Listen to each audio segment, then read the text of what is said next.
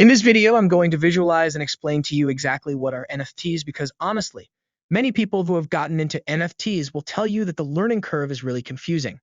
Both crypto experts and also traditional artists that have never heard about blockchain technology before are going completely different outlooks on what an NFT is and what it can be used for. Personally, I believe that everyone should have at least a fundamental understanding of NFTs since they are becoming increasingly more popular by the day. Understanding the concept will surely help you clearly see what NFTs are and why they are so valuable. Welcome to Crypto Anna, the YouTube channel for crypto education. Here we explain topics of the cryptocurrency world. So no matter if you're 5 or 75, you'll be able to understand them. In this video, we're taking a good look at NFTs, specifically what they are, where they come from, why they are so expensive. Oh, and also don't worry, we'll avoid any and all technical jargon and only introduce industry terms when they are absolutely essential to the context of the video. So let's dive in. An NFT is a non-fungible token. To state something is fully unique and cannot be substituted by another object is to declare it is non-fungible. Naturally, if you have a car, think about it.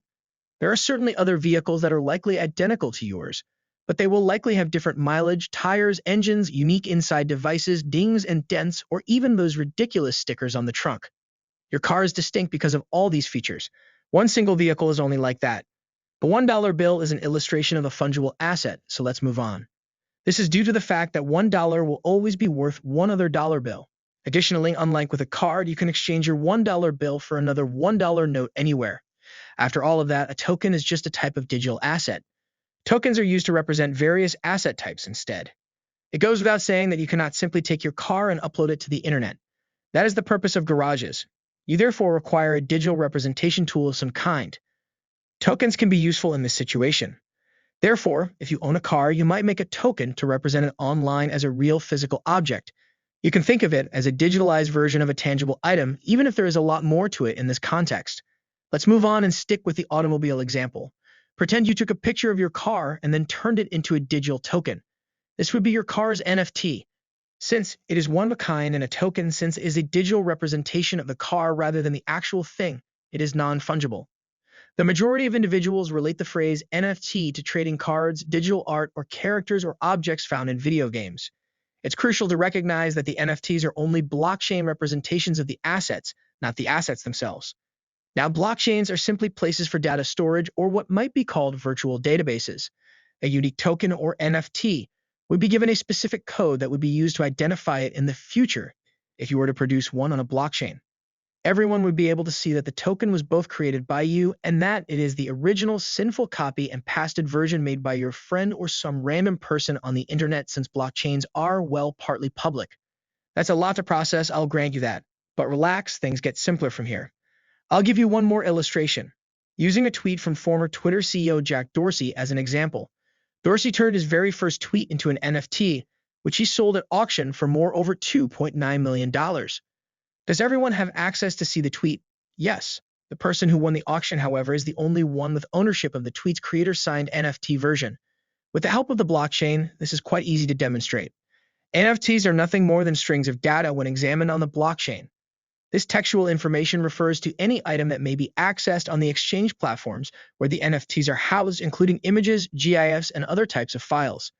Thus, rather than buying an image or a GIF, when you buy an NFT, you actually buy the referential data. Now, it's important to comprehend this point. Owning an NFT actually means that you simply possess the data. You do not possess the image, the GIF, or any kind of virtual character. Instead, the information that makes reference to the aforementioned assets is yours. This information, which is encoded on the blockchain, refers to the location of the assets, images, GIFs, or characters. More frequently, this location is referred to as a server. In reality, the marketplace platform might change the image on their servers, and your data would then point to a different image or GIF than the one you've purchased. Additionally, the image can be easily removed from the server. On the other hand, your data on the blockchain cannot. When it comes to NFTs, this notion has always concerned me the most personally. However, things start to make a lot more sense if you realize that you don't actually own the image. Instead, you own the data on the blockchain. Then why do people purchase NFTs? And why are some NFTs so expensive right now? Consider using some of the picture collections by well-known NFC creators like CryptoPunks or the Bored Ape Yacht Club, as well as the earlier mention of Jack Dorsey's tweet.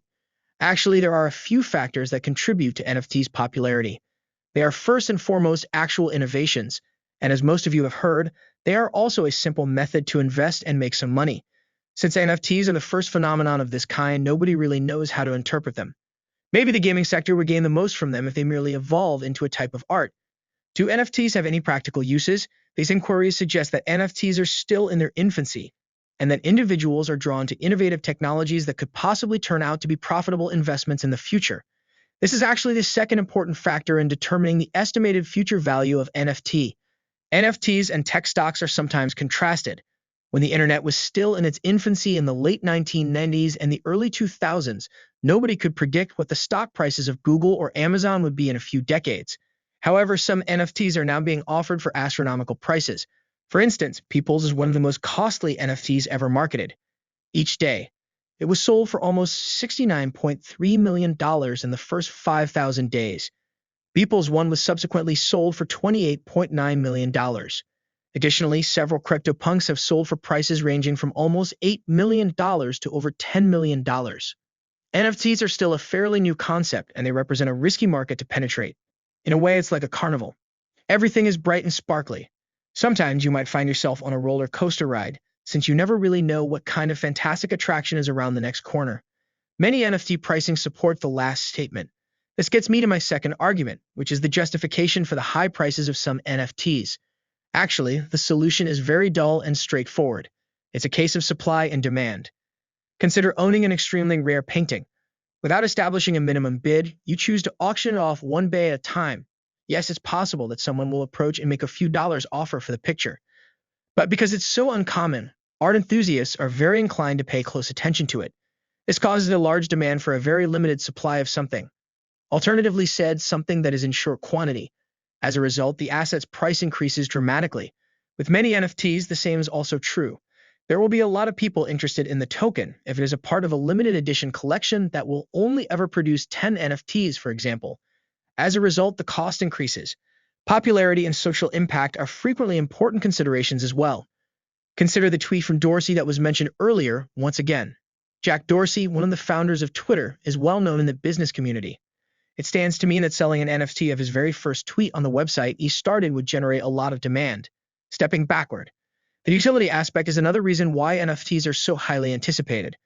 While the majority of people believe that non-fungible tokens are only used for collecting, this isn't always the case. Each NFT would grant the holder lifetime access to set discounts when buying inside the store, in addition to some cool images or presents that you could get. This situation demonstrates the utility of an NFT. In other words, it gives a non-fungible token tangible, real-world worth. This can lead to some tokens having a high price tag because there are only a limited number of NFTs available, and they are all auctioned off to the highest bidders. Well, guys, that's all we have for you today. Let us know your thoughts in the comment section down below.